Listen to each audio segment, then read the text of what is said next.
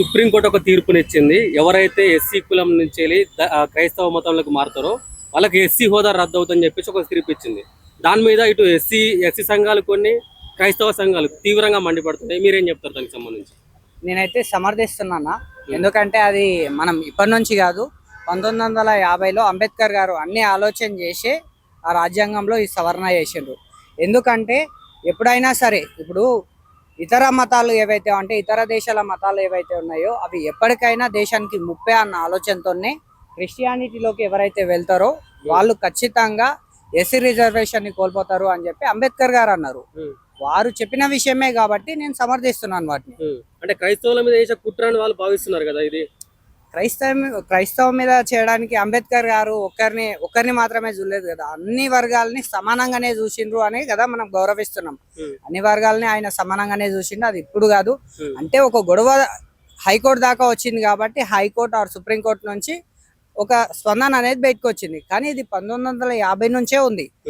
మీరు ఒక్కసారి క్రిస్టియానిటీలోకి వెళ్ళిండ్రంటే ఖచ్చితంగా ఎస్సీ రిజర్వేషన్ ని కోల్పోతారు అని చెప్పి అది అప్పటి నుంచి ఉంది.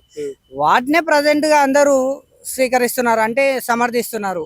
కొంతమందికి నచ్చకపోవచ్చు, క్రిస్టియానిటీలో ఉన్న వాళ్ళకంటే క్రిస్టియన్స్ ఎందుకు నచ్చకపోవచ్చు అంటే ఎస్సీ రిజర్వేషన్ పొందుతూ క్రిస్టియానిటీని స్వీకరిస్తూ వాళ్ళకు నచ్చిన విధంగా వెళ్తున్నారు. కాబట్టి ఇప్పుడు గవర్నమెంట్ జాబ్స్ పొందిన వాళ్ళు ఉన్నారు, చాలా ప్రొఫెషన్స్ ఉన్న వాళ్ళు ఉన్నారు. ఎస్సీ రిజర్వేషన్ కింద లబ్ధి చెంది చాలా ప్రొఫెషన్స్ సెట్ అయిన వాళ్ళు ఉన్నారు. ఇప్పుడు సడన్ గా ఎస్సీ రిజర్వేషన్ రద్దు అవుతుంది అనే వరకు వాళ్ళలో భయం షురు అయింది. కాబట్టి అసలు 1950 ప్రెసిడెన్షియల్ ఆర్డర్ సంబంధించి ఏం చెప్తారు అసలు? అంటే ఇప్పుడు అది అంబేద్కర్ గారు ముందు చూపు, భవిష్యత్తులో ఇది జరగవచ్చు అన్న ఆలోచనతోనే భవిష్యత్తులో ఎప్పుడైనా సరే ఇతర మతస్థులు ఇతర దేశానికి సంబంధించిన మతం ఎప్పటికైనా సరే దేశానికి ముప్పు అన్న ఆలోచనతోనే ఆయన తీసుకున్న తీర్పే దాదాపుగా క్రిస్టియానిటీలోకి పోతే ఎస్సీ రిజర్వేషన్ కోల్పోతారు అన్నది. అండ్ నేను ఇంకా హిందూ సంఘాలకు నేను క్లియర్గా ఏం చెప్తున్నా అంటే అక్రమ గోవుల రవాణా అవుతుంటే మనం టోల్గేట్ దగ్గర చాలా మంది హిందూ యువత వెయిట్ చేస్తున్నారు. మీరు వెయిట్ చేయాల్సింది ఆ టోల్ గేట్ల దగ్గర కాదు, చర్చిల దగ్గర వెయిట్ చేయాలని చెప్తున్నాను. ఎందుకు అంటున్నాను అంటే చర్చిలకు వెళ్ళే చాలా మంది, అందులో 50% మంది గవర్నమెంట్ జాబ్స్ ఎస్సీ రిజర్వేషన్ పరంగా పొందిన వాళ్ళు ఉన్నారు.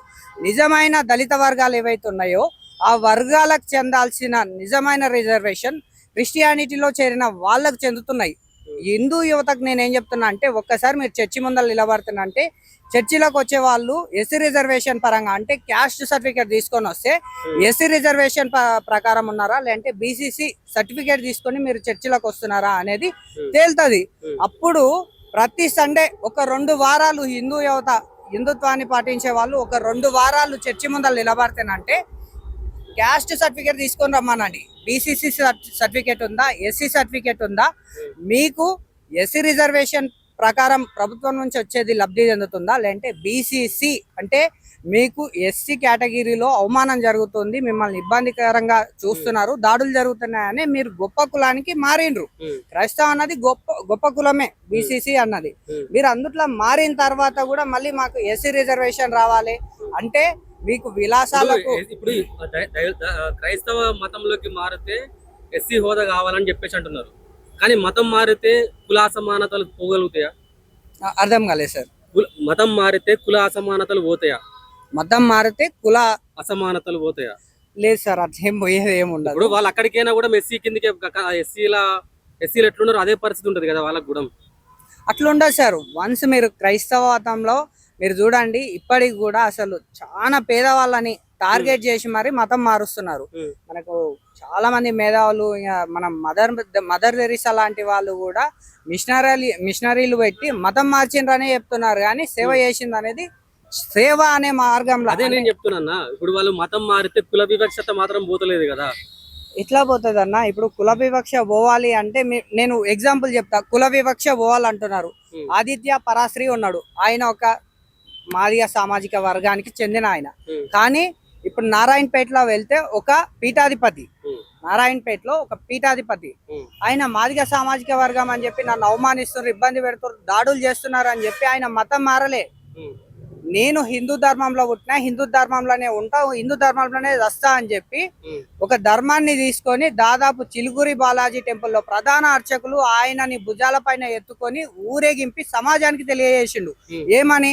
దళిత సామాజిక వర్గం కూడా హిందువులే, మీరు మీ హక్కులను మీరు కోల్పోతున్నారు, మీకు తెలియట్లేదు, మీరు మతం మారితే నష్టపోతారు, ఇందులోనే ఉండి మీ హక్కును మీరు సంసిద్ధంగా పోరాడి తెలుసుకోండి. ఇదే కులంలో ఉండి అగ్రవర్ణాల చేత తిట్లు తినాలా? ఎందుకు తింటారన్న? ఇప్పుడు ఈ కాలంలో ఇంకా రాణిస్తున్నారు ఇప్పటికీ అగ్ర కులాలలో తక్కువ కులం వలన. ఇప్పుడు నేను వస్తాను, నాగర్ కర్నూలు జిల్లా తీసుకోండి, మీరు మీడియాని తీసుకెళ్తే చాలా గ్రామాలలో ఇప్పటికీ దళితుల్ని రాణిస్తలేరు కదా. దళితులు ఎంత మంది వస్తారో, అన్న మమ్మల్ని గుళ్ళల్లోకి రాణిస్తలేరు అని మీరు బయటికి వస్తే మీకు మద్దతుగా నేను వస్తాను, మీడియాని తీసుకొని వస్తాను, డిపార్ట్మెంట్ ని తీసుకొని వస్తాను. మిమ్మల్ని వన్స్ ఒక్కసారి గుళ్ళల్లోకి రానియకపోతే, నాలాంటి తీసుకపోతే ఎందుకు రానియో బై, నీవు ఎవరైతే అగ్రకులాలు రానియకుండా చేస్తున్నారో అందుకే వాళ్ళు మతం మారుతున్నారు, దేశానికి నష్టం జరుగుతుందని నాలాంటి వాడు మద్దతు ఇస్తాడు. ఫస్ట్ మీ హక్కేందో మీరు తెలుసుకొని ఫైట్ చేస్తే కదా మీరు మతం మారాల్సిన అవసరం లేదు. ఇప్పుడు అంబేద్కర్ గారు ఎస్సీ రిజర్వేషన్ రానిచ్చి వాళ్ళని సమానంగా చూస్తే వాళ్ళు మతం ఎందుకు మారుతారు? ఇప్పుడు నేను అదే అంటున్నానన్న, ఎస్సీ రిజర్వేషన్, ఎస్సీ ఎస్టీ కేసులు పెట్టే అధికారము ఓన్లీ దళితులకే ఎందుకు ఇచ్చిందంటే, అంబేద్కర్ మీరు మీ హక్కుని కోల్పోకుండా ఎవరన్నా మిమ్మల్ని విమర్శిస్తే, లేదంటే మిమ్మల్ని దూషిస్తే, మిమ్మల్ని కొట్టడానికి వస్తే, మిమ్మల్ని అవమానకరంగా చేస్తే మీరు ఎస్సీ ఎస్టీ అట్రాసిటీ కేసు పెట్టండి. అప్పుడు మీ హక్కుల్ని మీరు పొందగలుగుతారు, మిమ్మల్ని ఎవరు తప్పుగా మాట్లాడాడని చెప్పి అంబేద్కర్ గారు ఒక రిజర్వేషన్ ఇచ్చిండ్రు. ఇప్పుడున్న చాలా మంది ఏం చేస్తున్నారు, ఆ రిజర్వేషన్ ని రాజకీయ నాయకుల కాళ్ళకాడ పెట్టి ఎవరైనా మాట్లాడితే చాలు ఎస్సీ రిజర్వేషన్ కింద ఆ ఎస్సీ రిజర్వేషన్ ని ముందరికి తీసుకొచ్చి కేసులు పెడుతున్నారు. అంటే మీ హక్కుల్ని మీరు కాపాడుకోవడానికి ఆ reservation SC ST atrocity case పెట్టకుండా ఎవరో రాజకీయ నాయకుడు చెప్తున్నా అని చెప్పి మిమ్మల్ని వాడుకొని ఎస్సీ ఎస్టీ అట్రాసిటీ కేసులు మీ చేత పెట్టిస్తున్నాడు. అంటే రాజకీయ నాయకుడు, అగ్రకులాల రాజకీయ నాయకులు కూడా పబ్బం గడపాలంటే నిమ్న కులాలను వాడుకొని ఎస్సీ ఎస్టీ కేసులు పెడుతున్న పరిస్థితి గ్రామ స్థాయిలో ఇప్పటికి కూడా ఉంది. నేను సింపుల్ వే చెప్తున్నానన్నా, మనకు ఎగ్జాంపుల్ ఆదిత్య పరాశ్రీ గారు ఉన్నారు, ఆయనని ఉదాహరణకు తీసుకోండి. మీ హక్కుని మీరు ప్రాపర్ గా తీసుకోగలిగితే పీఠాధిపతులు అవ్వగలుగుతారు, గొప్ప వ్యక్తులు అవుతారు, సమాజంలో మీకంటూ ఒక హక్కు, మాది ఇది బాధ్యత అని చెప్పి మీరు నిరూపించుకోగలుగుతారు. మతం మారితే వచ్చేది ఏం లేదు, మీకు రిజర్వేషన్ కోల్పోతారు. ఆ రిజర్వేషన్ కోల్పోయి మళ్ళీ మీరు జాబ్స్ కంటిన్యూ చేస్తే గాన ప్రభుత్వాన్ని కూడా మీరు మోసం చేసిన వాళ్ళు అవుతారు. కాబట్టి మీ పైన తప్పుడు కేసులు పడే, అంటే కేసెస్ ఖచ్చితమయ్యే అవకాశాలు ఉంటాయి. కాబట్టి వీలైనంత వరకు మతం మారడం కాదు, మీ హక్కు ఏందో మీరు తెలుసుకోండి. ప్రస్తుతం మనం 2026 సంవత్సరంలో ఉన్నాం. ఈ కాలంలో కూడా క్యాస్ట్ అన్న పిచ్చి చాలా తక్కువ, అది మాట్లాడినోడు పిచ్చోడు అవుతాడు. మీరు ఎవరైతే మాట్లాడుతున్నారని అనుకుంటున్నారో వాళ్ళ దగ్గర ఇలాంటి మీడియా ముందరికి వెళ్తే గాన క్యాస్ట్ అన్న పదమే రాదు. అలాంటిది చాలా జరుగుతున్నాయి. కాబట్టి వీలైనంత వరకు నేను హిందూ సోదరులకు లాస్ట్ ఒక మాట ఏం చెప్తున్నానంటే, గోవుల అక్రమ రవాణా కాడ కాదు మీరు వెయిట్ చేయాల్సింది, చర్చిల కాడ ఎదురు చూడండి. చర్చిలకు ఎవరెవరు వస్తున్నారో ఆ చర్చిలకు వచ్చిన వాళ్ళు క్యాస్ట్ సర్టిఫికేట్లో బీసీసీ సర్టిఫికేట్ ఉందా, ఎస్సీ రిజర్వేషన్ సర్టిఫికేట్ ఉందా, ఎస్సీ రిజర్వేషన్ కింద లబ్ధి చెందుతుందా, బీసీసీ కింద లబ్ధి చెందుతుందా, ఒక్కసారి వెరిఫై చేయండి. వచ్చే వారం నుంచి చర్చిల దగ్గర ఎంతమంది చర్చికి వస్తారో ఒక్కసారి మనం చూద్దాం. ఇది తెలంగాణ మొత్తం కూడా ఇది ఒక్క పాయింట్ మీద చూడండి. చర్చిల కాడ హిందూ సోదరులు వెయిట్ చేయండి. నిజమైన క్రిస్టియన్స్ మాత్రమే చర్చిలకు పోతారు. ఉత్తుత్త క్రిస్టియన్స్ మొత్తం ఇంటికి వెళ్ళిపోతారు. ఈ ఏదైతే మతం మారుతున్నారో, ఇతర దేశాల నుంచి వచ్చిన మతం మారుతున్నారో అది మారే వాళ్ళ సంఖ్య తగ్గుతుంది. ఇది నేను ఎక్కడ కూడా ఎవరిని దూషిస్తలేను.